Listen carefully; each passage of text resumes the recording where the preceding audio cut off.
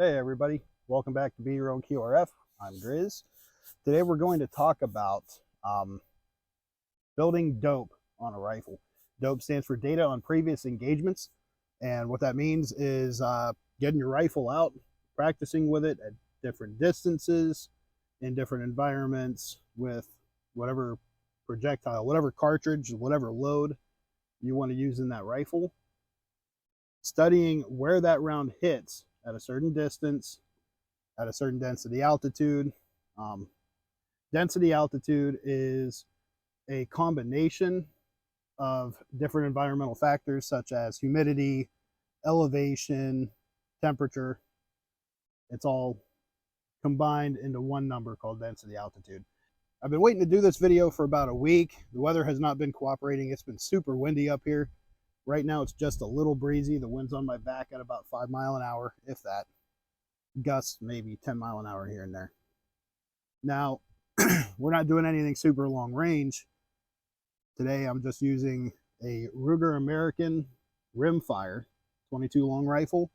This is the shooter's, what is it? The Shooter Store edition Predator. So it's got an 18-inch heavy threaded barrel. It's got a high gloss on the barrel. It's real nice looking. And everything on it is stock. I haven't done anything to this gun. Vortex Crossfire 389x40. Nothing fancy as far as the scope goes, but it's just a 22 that I take out for small game. Building DOPE on this rifle at the 200 yards is going to be similar to building DOPE on a 308 or a 300 Win Mag. If you're engaging targets out to 500, 800 yards, I have to study where my bullet hits at a set distance. I'm going to write it down, and I'm going to make a little card that tells me where my bullet's going to hit at that distance. I'm going to memorize that so that in the future, if I have a rabbit at 125 yards, I know where to hold or where to make an adjustment in my elevation so that I can hit that rabbit with the first shot instead of wounding the poor thing or missing altogether. So today, to start off, I need to verify my zero at 50 yards, which for that, out here, I have a little black stand with an orange target. It's a 4-inch AR-500 steel plate with a fresh little sticker on it. And all I need to do is put 5 on that in the center. And just make sure that my zero is still good. After that, I'm going to move out to 75 and 100. After I shoot the 100-yard target, I'm going to set up a target at 150 and one at 175 down there at the end. And see what my round is doing, how many minutes of angle I need to adjust for. Minutes of angle, for those of you that don't know, which is 1 inch at 100 yards. It's actually 1.047 inches to be exact. But that 0.047 you don't really need to think about because even at 1,000 yards, that's still not even a half-inch difference. So, first shots. Now the wind has decided to change direction and blew it directly in my face. Oh, and for ammo today, I'm actually just using this Federal Auto Match 40 grain lead round nose because for some reason this gun loves this stuff. It groups fantastic with it. And it's a lead round nose. So, I mean, as far as small game goes, it's going to do the job I need it to do.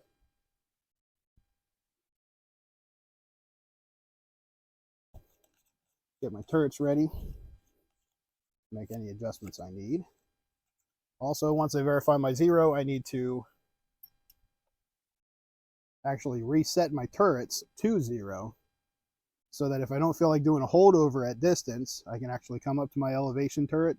If I know I need to come up 7.5 MOA, then I can make that adjustment on here. I can just spin it to 7.5 from the 0. Try not to beat my microphone up here while I'm doing this. All right, 50-yard steel plate. It's a hit. A little bit right. Hit, a little bit right. Same spot.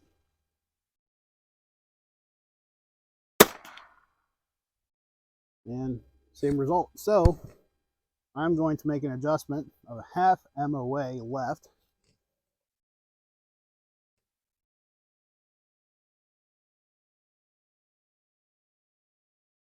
Well, let's make it one whole MOA left at 50 yards here. And hopefully that's hitting center.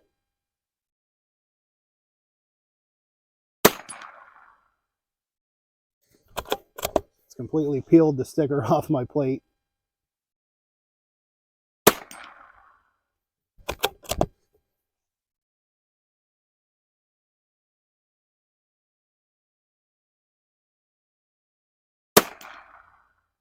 All right, that's close enough to center. So I'm going to move out to 75 yards after I make the adjustment that I need to make on my turrets, which is I need to break this little center piece loose. Ooh.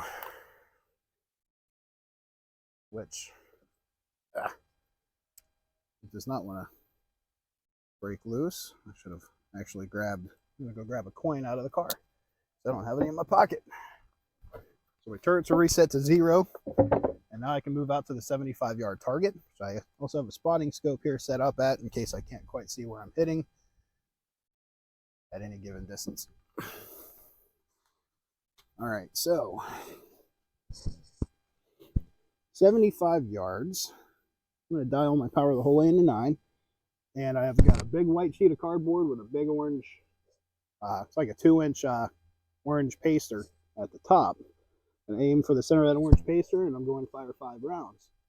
And I'll measure the distance that it drops or rises at 75 yards.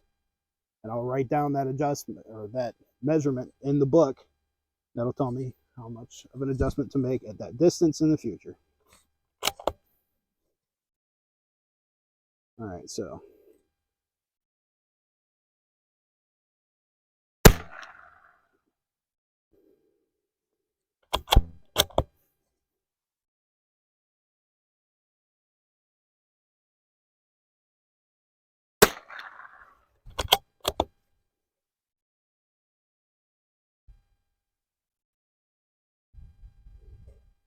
and another solid breeze blowing directly at me.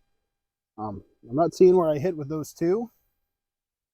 They actually look like they are center. So 50 yards center, 75 yards still center, which means that somewhere in between there in that 25 yards is where the round is peaking at its arc and actually starts dropping, because your line of sight and the line of your line of sight and your line of aim intersect at whatever distance you have the rifle zeroed, which means that past that distance, the round is actually going to be traveling above your line of sight. So from zeroed for 50 yards, at 60 yards, the bullet's probably going to be hitting a little bit higher than where I'm aiming. And then it's going to start coming back down. And right here, both 50 and 75 yards, I'm hitting dead center, which means when I move out to 100 yards, it's going to be hitting low. But I'm going to take one more shot here at 75 because I like at least 3 round groups.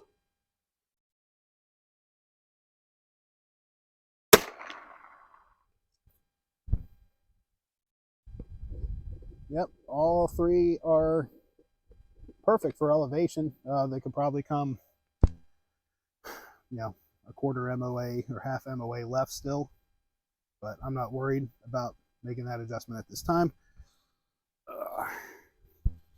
So now we're going to move out to the 100-yard target.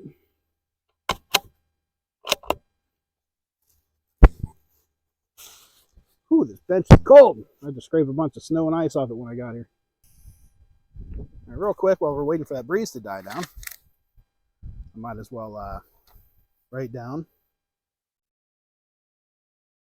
Ruger American Rimfire Predator 22. 50 yard 0. 75 yard. No adjustment needed. I'll also write down I am using Federal Auto Match. 40 grain lead round nose solid. So Each time, if you're going to switch ammunition, you may need to do this all over again. If I were to switch from this Federal Auto Match to CCI standard velocity, there's a difference of about 150 feet per second. So at 100, 150 yards, 200 yards, I'm going to see a lot more drop in that bullet. Okay, the wind's died down, so let's go ahead and get a few rounds on the 100-yard target.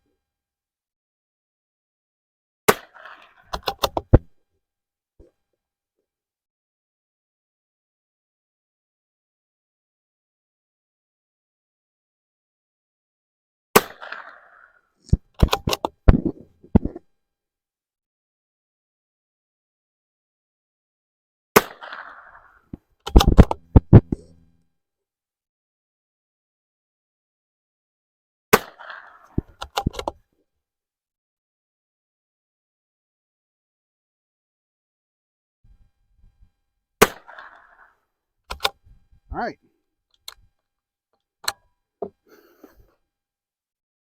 I mean, looking at it here, it looks like all 5 of those rounds are about the same height, dropped maybe 4.5 inches. So I'm going to pause the video here, and I'm going to go up, take an actual measurement that I can write down. Be right back. So there's my the 75-yard target and the 3 rounds I fired at it. So a little bit right, but elevation was good. And now I'm going to set up the 150 and 175-yard targets, and we'll get that data. All right, so now I have 2 more targets, 150 and 175. I'll take 5 shots at each one. Go take my measurements and write them down. That target at 100 yards was exactly 4 minutes of angle. Exactly 4 minutes of angle low on the average.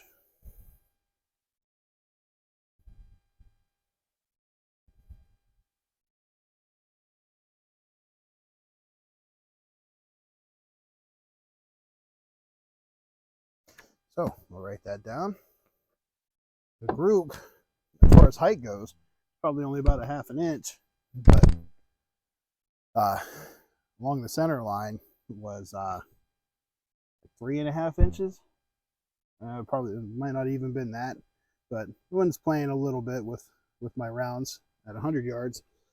It's kind of quiet at the moment, so hopefully it stays that way. 150 yards.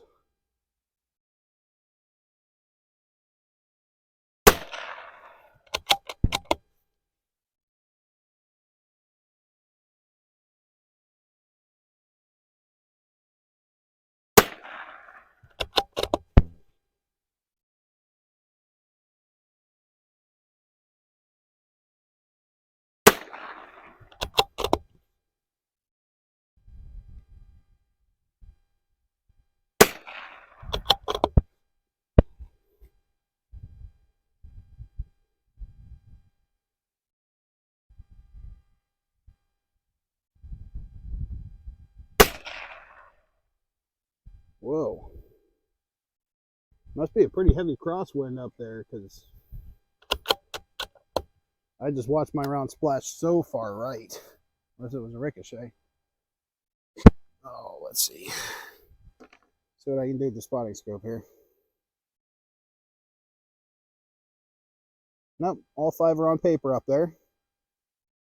Pretty scattered, but what I end up doing is I'll circle the group, and then I'll go down to where the average is, and I'll make my adjustment from there. Scattered up and down a few inches. All right, now at 175. Now one of those rounds, I think it was the 4th round I fired, didn't sound the same. Sounded underpowered, so I'm kind of wondering if I should even bother counting that one. Maybe just take 1 more at the 150. I think I will.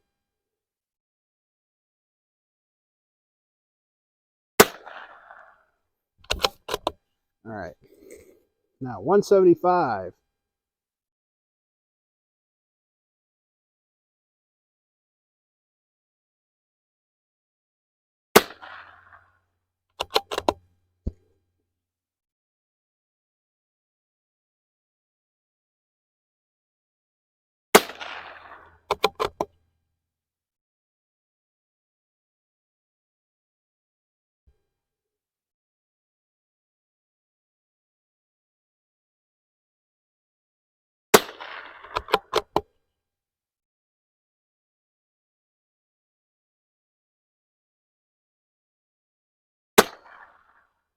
See, that one sounded weak.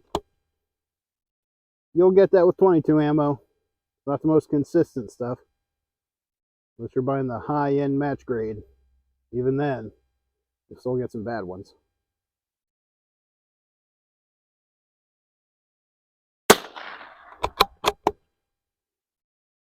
I'm probably just going to shoot what's left in this magazine at the 175.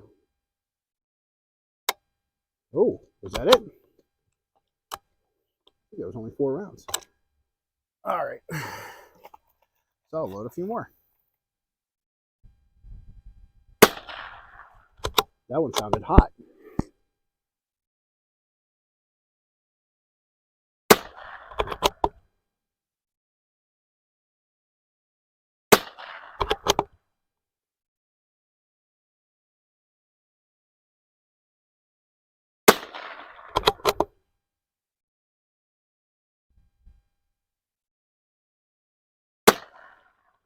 That one sounded weak.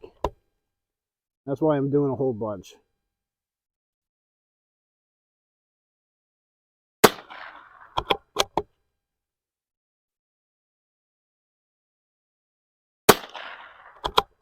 Now you're not going to get this kind of inconsistency from even factory centerfire ammunition.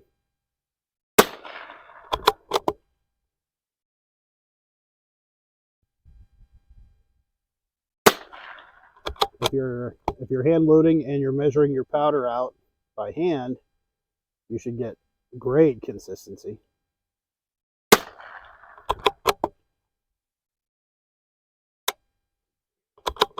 All right, that's it. So I'm going to go down range and get those measurements. Write them down in the book. Check my targets while I'm down there, I guess, because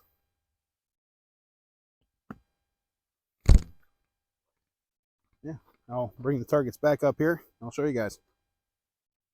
All right, so here's the rifle in question that I was using.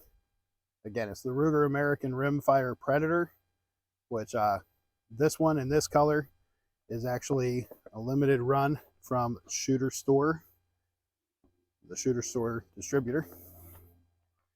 Yeah, give you a little bit better light on it here.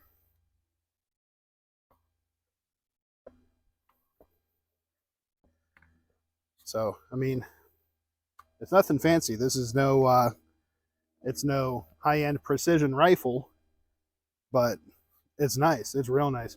I love the barrel on it. This gloss. Usually more of a flat black tactical kind of guy, but put gloss rings on there. Of course, the scope is matte black, but this is a really nice little rifle. I highly recommend the Ruger American series of rifles for anyone looking for a quality rifle for a good price. So, onto the targets. So right here, this is the 150 yard target. You can see my 5 shots down here. So all I need to do is measure. I don't know if this was wind or if I need to make another, I'm guessing I need to make another small adjustment on my scope. Probably come over a half minute of angle to the left. So measuring from the center, point of aim, to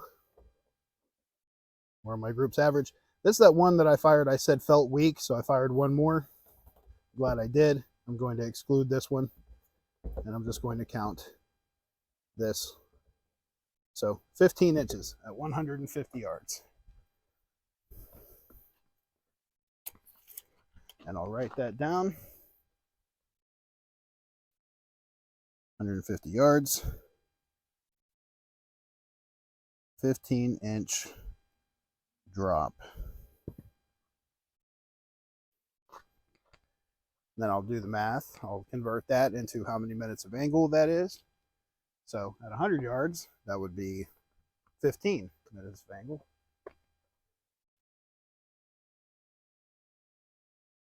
All right.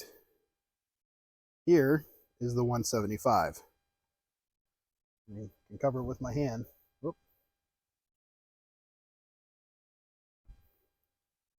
So measure the drop here at 175.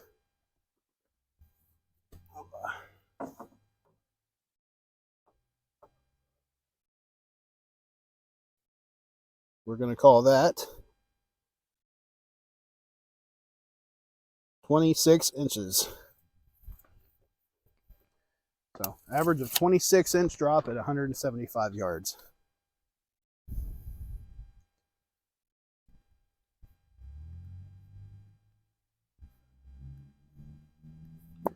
Which I will then convert to minutes of angle. All right. So,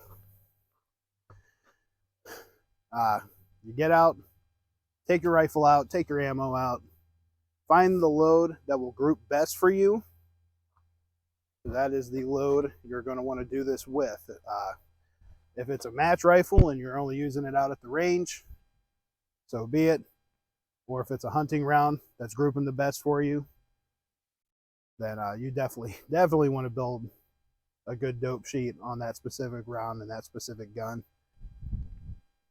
Get to know your rifle and the round that you're shooting through it.